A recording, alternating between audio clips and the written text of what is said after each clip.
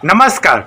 आज का जो टॉपिक है कक्षा 12वीं इतिहास का है और ये जो राजा नगर और किसान का जो टॉपिक है कंप्लीट हो जाएगा, ये अंतिम भाग है। तो चलिए शुरू करते हैं। दक्षिण भारत की बात करें तो दक्षिण भारत में इस समय 3 जो राज्य थे अस्तित्व में आ गए थे, चेर, चोर, पांड्य। तो जो चेर था इन तीनों में से सबसे प्राचीन था चेर। ये जो वर्तमान जो केरल तमिलनाडु क्षेत्र में था इसका अस्तित्व। मैं यहाँ पर एक डायग्राम बनाया हूँ, है ना, देख सकते हैं। चेर का जो था केरल तमिलनाडु क्षेत्र में इसका विस्तार था चेर का। इसमें उतनी गहराई से नहीं जाना क्योंकि इससे प्रश्न कम पूछे गए हैं 12वीं इतिहास में। हमें उतनी गहराई से यहाँ बस जानना है हमको कि 3 राज्य थे दक्षिण भारत में, ठीक है। तो देखते हैं दूसरा पांड्य। पांड्य जो है पूर्णतः तमिलनाडु में, जो वर्तमान में जो तमिलनाडु राज्य है उसके अंतर्गत पांड्य आते हैं। फिर हम बात करें तमिलनाडु और जो आंध्र प्रदेश, मतलब पूरी तरह से जो तमिल क्षेत्र है, तेलुगु क्षेत्र, मतलब जो आंध्र प्रदेश का जो क्षेत्र है वहाँ पर चोल राज्य अस्तित्व में था। और ये जो था पेन्नार और वेलार नदी के बीच था। जी हाँ, पेन्नार और वेलार नदी के बीच चोल राज्य अस्तित्व में था। हम देख लेते हैं दक्षिण राज्य के बाद हम बात करते हैं, इंपॉर्टेंट आ जाता है कुषाण वंश। कुषाण वंश के जो संस्थापक थे वह थे कुजुल कड़फिसस। ये जो थे 1500 ईसा से 6500 ईसा पूर्व ईसा, जी हाँ, 1500 से 65 ईस्वी के बीच शासन में थे। होता यह है कि चीन में हुणों के द्वारा कबीलाई जातियों को खदेड़ा जाता है। तो ये चीन से आकर भारत में आक्रमण करते हैं और यहाँ अपना सत्ता स्थापित करते हैं। मगर धीरे धीरे इनका क्षेत्र फैल जाता है गंधार तक, अफगानिस्तान तक पूरी तरह से क्षेत्र में फैल जाता है। तो हम देख सकते हैं पूरा अफगानिस्तान, मध्य भारत, मतलब उत्तर भारत में आएगा। मध्य भारत में तो असर कम था इनका, मगर हम बोल सकते हैं कि इनका असर वर्तमान अफगानिस्तान से लेकर भारत, मध्य भारत, उत्तर भारत और चाइना, इन तीनों क्षेत्र में इनका प्रभाव था क्योंकि कनिष्क जो था चीन को जीत चुका था। तो हम बात कर लेते हैं अगला जो कुजुल कड़फिसस के बाद जो अगला शासक बनता है कनिष्क। काफ़ी इंपॉर्टेंट है कनिष्क, तो नाम सुने ही होंगे कि जो हमारा जो भारत का कैलेंडर है, ग्रेगोरियन कैलेंडर जो है ना, ये जो है कनिष्क की देन है। कनिष्क के दरबार में जो अश्वघोष, वसुमित्र, नागार्जुन रहा करते थे, है ना। हम देख सकते हैं कि कनिष्क का कार्यकाल 78 ईस्वी से 101 ईस्वी तक था। मतलब हम देख सकते हैं कि प्रथम शताब्दी ईस्वी में कनिष्क का कार्यकाल था। और देखें कि इस क्षेत्र की बात करें, इस समय की बात करें तो यहाँ का जो आर्थिक जीवन जो था कुषाण वंश का आर्थिक जीवन की बात करें तो रेशम मार्ग काफ़ी चर्चा में रहा है। रेशम मार्ग प्रश्न पूछा भी जा सकता है कि रेशम मार्ग क्या है। नाम थोड़ा सा अच्छा लग रहा है रेशम मार्ग, तो इसको आपको बताना पड़ेगा कि चीन से रोम तक जो परिवहन मार्ग था उसको रेशम मार्ग कहा करते थे क्योंकि सबसे ज़्यादा इसमें रेशम का व्यापार किया जाता था। तो याद रखिएगा, चीन से रोम तक का जो परिवहन मार्ग कहलाता था रेशम मार्ग क्योंकि इसमें रेशम का अधिक व्यापार किया जाता था। हम देख सकते हैं कि भारत और चीन से यहाँ से क्या रेशम मलमल भेजा जाता था यूनान, रोम में, और रोम से जो है साज सज्जा की सामान, सोने चांदी जेवरात सब वहाँ से आते थे, आयात किया जाता था।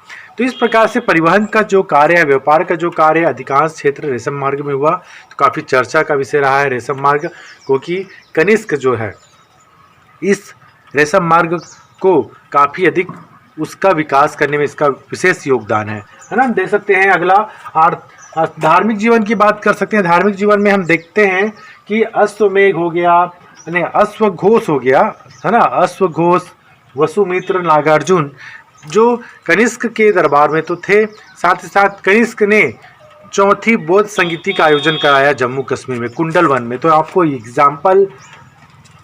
आपको याद रखना पड़ेगा इस चीज़ को कि कनिष्क ने कुंडल वन में बौद्ध संगीति का आयोजन कराया था, चौथा बौद्ध संगीति था। तो एक प्रकार का संगोष्ठी होता था। तो टोटल 4 संगोष्ठी या 4 संगीति हुए हैं बौद्ध धर्म के। तो ये है कुंडल वन में हुआ था कुषाण वंश के समय।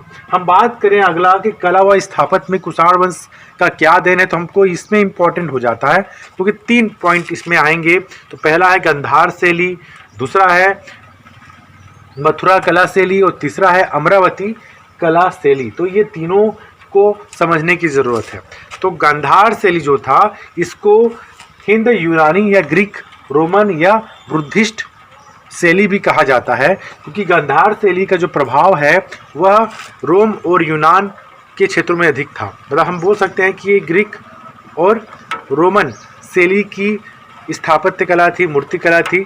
इस शैली के अंतर्गत हम देखते हैं कि इस शैली में जो मूर्ति बनाए जाते थे उसमें सजीवता होती थी, उसमें सजीवता दिखती थी। जी हाँ, बस जो उनका जो कलाकृति किया जाता था, फेस की बात करें, चेहरे की बात करें, तो उसमें उतना जो भारतीय कलाकृति की बात करें अमरावती और मथुरा शैली में, उसकी अपेक्षा उसमें कम दिखता था। भावनात्मक जो भंगिमा है, भावनात्मक प्रतिक्रिया है, उसमें कम दिखाई देती गांधार शैली में। गांधार शैली के बारे में देख सकते हैं कि इसमें जो अधिकांश जो बुद्ध की जो प्रतिमा मिली है वह यूनान के देवता अपोलो की तरह ही छोटे बाल वाले बुद्ध की प्रतिमा अधिकांश दिखी है। और ये जो गांधार शैली में जितने भी मूर्तियां हैं बुद्ध जी, गौतम बुद्ध का, ये अधिकांश संग्रहालय में स्थित है पेशावर और पाकिस्तान में। जो पाकिस्तान में जो संग्रहालय है वहाँ पर गांधार शैली के अधिकांश मूर्ति संग्रहित हैं। तो हम देख सकते हैं कि गांधार शैली काफ़ी इम्पोर्टेंट हो जाता है क्योंकि यह एक विदेशी शैली थी, भारत से संबंधित नहीं था, वर्तमान भारत से संबंधित नहीं था। यह विदेश मतलब रोमन और ग्रीक से संबंधित रहा है, यूनानियों से संबंधित रहा है गांधार शैली। तो गांधार शैली की विशेषताओं को हम देख सकते हैं यहाँ पर। ठीक है, उसके बाद देख लेते हैं मथुरा कला शैली। मथुरा कला शैली देशज शैली कहा जा सकता है इसको। मथुरा कला शैली की सजीवता देखने को मिलता है क्योंकि इसमें देखा गया है कि सर कटा हुआ जो मूर्ति है इनका कनिष्क का, वो काफ़ी अच्छा आपको मूर्ति मतलब मथुरा कला शैली का अच्छा उदाहरण दिखेगा। इसके अंतर्गत देख रहे हैं आप कि इसमें जो कनिष्क का जो सर से नीचे का जो भाग है वाकई सजीवता दिखती है इसमें, है ना। और ये जो बलुआ पत्थर से बनाई गई थी, तो मथुरा कला शैली जो है बलुआ पत्थर से मूर्तियों का निर्माण किया जाता था। यह देशज शैली है और इसमें प्रभाव ज़्यादातर उत्तर भारत के क्षेत्रों में अधिक मिलता है, मथुरा के क्षेत्रों का अधिक मिलता है इसमें। हम अगला बात कर लें अमरावती शैली का जो विशेषता ये है कि इसमें सजीवता तो ज़्यादा दिखती थी, मतलब इन दोनों शैलियों की अपेक्षा, मतलब गांधार शैली मथुरा शैली की अपेक्षा जो अमरावती शैली थी इसमें सजीवता अधिक दिखती थी। मतलब जो स्त्रियों का जो चित्र बनता था, मतलब जो मूर्ति कला में इसका प्रयोग किया जाता था, उसमें स्त्रियों के चित्र के साथ साथ उनकी सौंदर्यता का पूरा चित्रण दिखता था। जी हाँ, उस मूर्ति कला में जो स्त्रियों के साथ या तो फूल या पशु पक्षियों का भी चित्रण होता था मूर्ति कला में, उससे क्या अधिक से अधिक दिखता था। और ये जो मथुरा अमरावती शैली जो थी सफ़ेद संगमरमर से बनाई जाती थी और इसमें स्पष्टता और सहित सबसे अधिक दिखता था। इसमें स्त्री प्रधान मूर्ति कला काफ़ी अधिक पॉपुलर प्रसिद्धि प्राप्त किए हैं अमरावती शैली का। तो ये मथुरा कला शैली अमरावती कला शैली ये दोनों शैली देशज शैली हैं। इसके बाद हम देखते हैं गुप्त साम्राज्य। गुप्त साम्राज्य की बात करें तो काफ़ी इम्पोर्टेंट टॉपिक हो जाता है। गुप्त साम्राज्य की बात करें तो इसमें हम पढ़ेंगे समुद्रगुप्त को नेपोलियन क्यों कहा जाता था। तो चलिए शुरू करते हैं गुप्त साम्राज्य। गुप्त साम्राज्य के संस्थापक जो थे श्रीगुप्त थे, जिन्होंने 275 में गुप्त साम्राज्य की स्थापना की। अब इतिहास जानने के स्रोत कौन कौन से हैं, इसमें इतिहास जानने के स्रोत के अंतर्गत देखें तो हरिसेन का जो प्रयाग प्रशस्ति लेख है जो समुद्रगुप्त से संबंधित है, इसमें समुद्रगुप्त की विजय यात्रा को भी बताया गया है ना। तो याद रखिएगा प्रयाग प्रशस्ति लेख। फिर देखते हैं स्कंदगुप्त का जो भीतरी शिलालेख है, इसमें हुड़ आक्रमण से स्कंदगुप्त अपनी रक्षा करता, अपने साम्राज्य की रक्षा करता है, इसको बताया गया है। मतलब हुड़ों को पराजित करता है स्कंदगुप्त, है ना। हम देखें विशाखदत्त का जो मुद्रा राक्षस है ना, वो भी इम्पोर्टेंट है। इसके अंतर्गत गुप्त साम्राज्य की जानकारी मिलती है। मुद्रा राक्षस में किसकी रचना है, विशाखदत्त की रचना है। मृच्छकटिकम किसकी रचना है, शूद्रक की रचना है, ये भी इम्पोर्टेंट है। इसमें इसके अंतर्गत वो भी देख सकते हैं, देवी चंद्रगुप्तम है ना, और वात्सायन का काम सूत्र, ये गुप्त साम्राज्य की प्रशासनिक, आर्थिक, राजनीतिक, सामाजिक जीवन की प्रकाश डालती है। हम देखें गुप्त साम्राज्य में पहला जो नाम आता है चंद्रगुप्त प्रथम का। चंद्रगुप्त प्रथम 319 से 350 ईस्वी इनका शासनकाल रहा है चंद्रगुप्त प्रथम का। चंद्रगुप्त प्रथम की उपलब्धि ये रही है कि वो अधिकांश क्षेत्रों को विजित करते हैं और साम्राज्य का विस्तार करते हैं। अब सबसे इम्पोर्टेंट आ जाता है समुद्रगुप्त, जो 350 से 375 ईस्वी इनका शासनकाल था, और हरिसेन ने अपने प्रयाग प्रशस्ति लेख में इन्हीं को समुद्रगुप्त को धरणीबंध कहा है। धरणीबंध का अर्थ होता है कि धरती को जीतने वाला। तो याद रखिएगा धरणीबंध किस राजा के लिए प्रयोग किया गया है? समुद्रगुप्त का, है ना, प्रयाग प्रशस्ति अभिलेख में। तो हम देख सकते हैं कि समुद्रगुप्त जो था वह साम्राज्य विजित करना चाहता था। उसका ये था कि वह विश्व विजेता बनना चाहता था। इस कारण अधिकांश जो साम्राज्य है उसका विस्तार सबसे ज़्यादा समुद्रगुप्त के समय ही होता है। समुद्रगुप्त के समय ही गुप्त साम्राज्य सबसे अधिक वृहत था, है ना, वृहत था। हम देख सकते हैं कि समुद्रगुप्त किसी प्रांत को या किसी राज्य को युद्ध करके जीतते थे, मगर वह पूरी तरह से अपने अधीन करते थे। समुद्रगुप्त का टोटल विजय अभियान काफ़ी फेमस रहा है प्रयाग प्रशस्ति लेख में।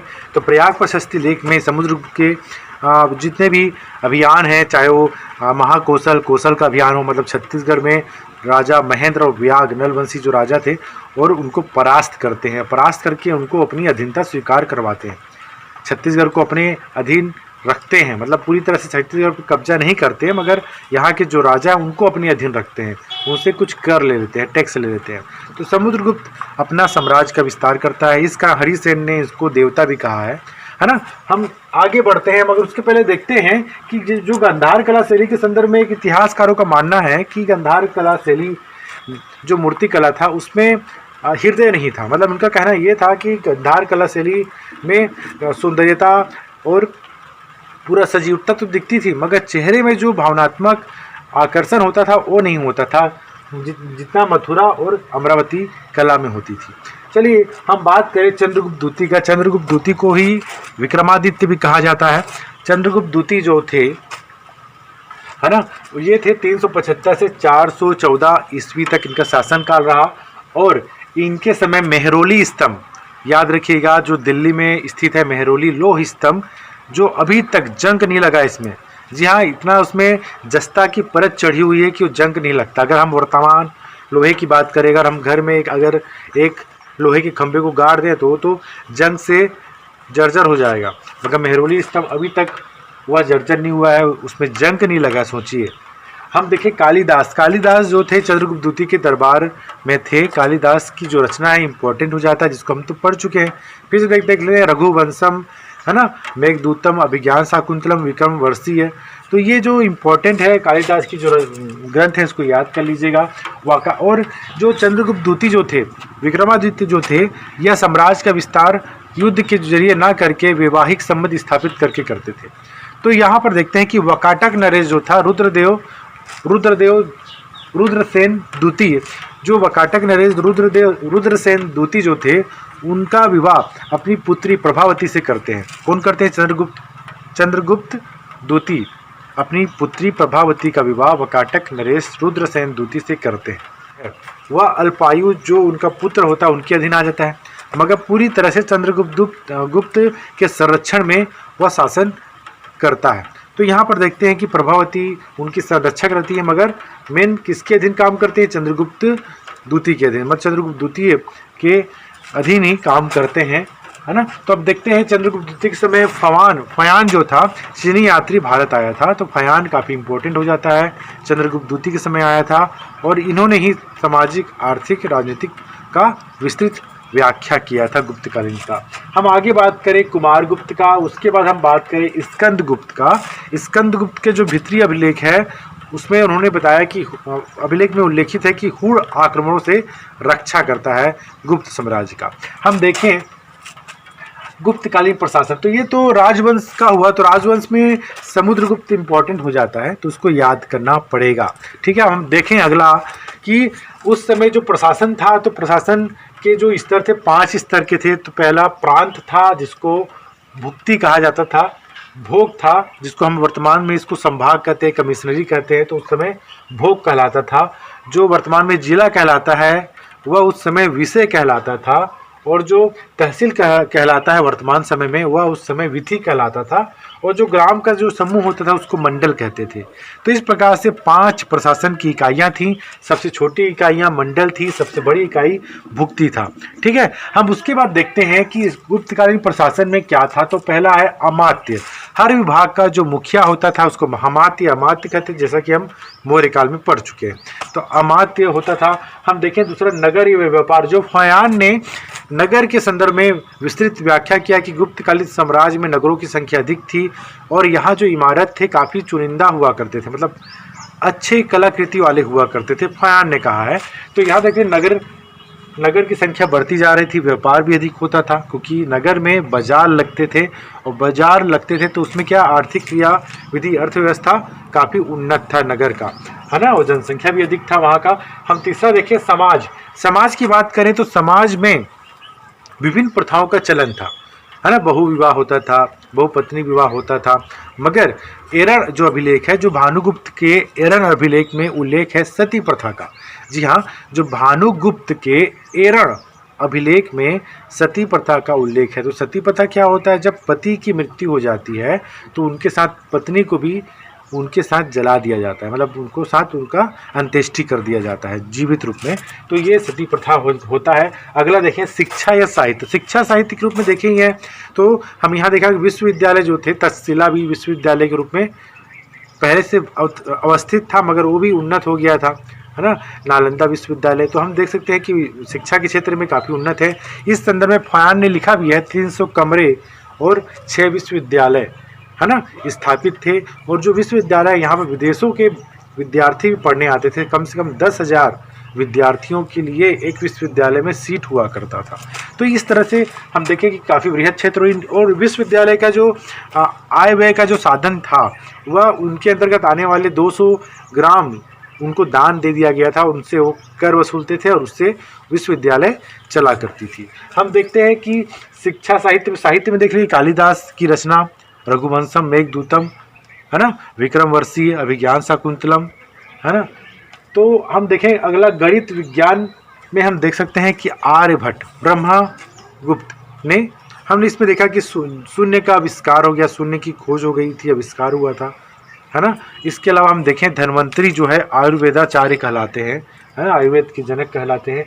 हम अगला देखें कला के रूप में देखें कि स्थापत्य कला काफ़ी उन्नत थी। यहाँ इमारतें 2 मंजिला की हुआ करती थी, मंदिरें भी विभिन्न तीनों कलाओं से निपुण थी, मगर ज़्यादातर जो अमरावती और मथुरा कला का हमें देखने को मिलता है ना।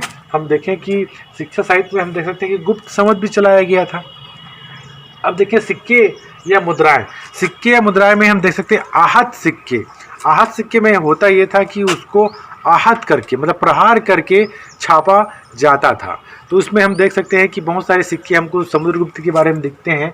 हमको समुद्रगुप्त का जो सिक्का है उसमें दिख रहा है कि उसकी किस प्रकार से बाघ को, मतलब शिकार करने जंगल जाते हैं और वह बाघ को मारते हुए दिखाई देते हैं। तो मगर यहाँ पर शिकार आखेट का भी शौक हुआ करता था राजा महाराजा को, जो तो पढ़ते ही आए हैं। पंचमार्ग जो होता था वह चांदी का बना होता था। तो गुप्त काल में हमने देखा कि सोने के, चांदी के, तांबे के सिक्के जारी हो गए थे, है ना। तो इस तरह से हम देखते हैं पूरा ये जो कालक्रम है ये कंप्लीट हो जाता है, कि इसमें इम्पॉर्टेंट हो जाता है कि समुद्रगुप्त के बारे में हम किस किस तरह से प्रश्न पूछे जा सकते हैं। तो चलिए देखते हैं। पहला प्रश्न पूछता है गुप्त साम्राज्य प्रशासकीय प्रणाली का वर्णन करिए। मतलब गुप्त साम्राज्य में या गुप्त काल में प्रशासकीय प्रणाली का अध्ययन कीजिए। इस तरह से प्रश्न पूछेगा तो आपको प्रशासकीय प्रणाली में आपको सब क्रम को बताना पड़ेगा, है ना। इन तरह का क्रम प्रशासकीय, अमात्य, नगर, व्यापार, समाज, शिक्षा, साहित्य, प्रांत, भोग, विषय, विधि, मंडल, इन चीजों को आपको उल्लेखित करना पड़ेगा। दूसरा देखते हैं कनिष्क कौन था, संक्षेप में वर्णन कीजिए। तो कनिष्क कौन था? कनिष्क कुषाण वंश का राजा था जो 78 ईसा से 101 ईसा तक या प्रथम शताब्दी में शासन किया। इसका जो साम्राज्य था वह कहाँ था? गांधार से लेकर चीन से भारत तक, मतलब इन क्षेत्रों में इनका फैला हुआ था। रेशम मार्ग काफ़ी सुर्खियों में था। तो आप बता सकते हैं इसकी स्थापत्य कला ये थी, है ना। अब समुद्रगुप्त को भारत का नेपोलियन क्यों कहा जाता था? क्योंकि समुद्रगुप्त जो है भारत के गुप्त वंश का राजा था, सम्राट था।